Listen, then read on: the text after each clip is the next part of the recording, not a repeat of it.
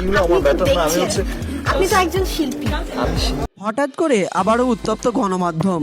Megastar Shakib খানকে শবনম বুবলির দ্বিতীয় বাচ্চা ইস্যুতে প্রশ্ন করা হলেও তিনি বিষয়টি এড়িয়ে যান। তিনি বলেন, আমি এই বিষয় নিয়ে কোনো কথোপকথন বলতে চাই না। হঠাৎ করে মিডিয়া থেকে হারিয়ে গেছেন শবনম বুবলি, কিন্তু কোথায় গেছেন বিষয়টা কেউ জানে না।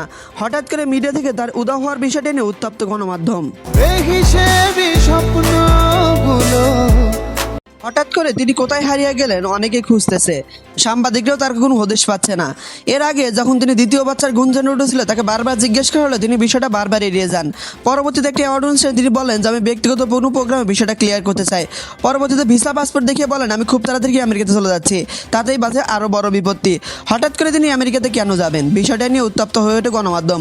পরবর্তীতে জানা যায় তিনি নাকি বাচ্চার মা হচ্ছেন এবং বাচ্চা জন্ম দেওয়ার জন্য তিনি নাকি আমেরিকাতে চলে যাচ্ছেন। ইতিমধ্যে তার দ্বিতীয় বাচ্চার বিভিন্ন ছবি সোশ্যাল মিডিয়ায় ছড়িয়ে ছিটে পড়েছে।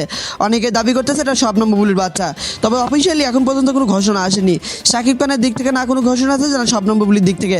তবে বিষয়টা বারবার কেন এড়িয়ে যাচ্ছেন শাকিব বুবলি, বিষয়টা আসলে খুবই প্রশ্নদায়ক। তবে হঠাৎ করে তিনি বাচ্চার মা হলেন, বাচ্চার বাবাকে প্রশ্নটা ইতিমধ্যে কিন্তু গণমাধ্যমকে তোলপাড় করে দিচ্ছে। অনেকে শাকিব খানের দিকে আঙুল তুলতেছে, আবার অনেকে তাপসের দিকে আঙুল তুলতেছে এবং এরকম বিভিন্ন তথ্যই সোশ্যাল মিডিয়ায় ছড়িয়ে ছিটে পড়তেছে। তো শবনম বুবলির দ্বিতীয় বাচ্চার ইস্যুতে আপনার মন্তব্য কি, এই বিষয়টা নিয়ে আপনার ধারণা কি? শবনম বুবলির পেটের বাচ্চার বাবা কি শাকিব খান নাকি অন্য কেউ? অবশ্যই কমেন্ট করে জানাতে ভুলবেন না।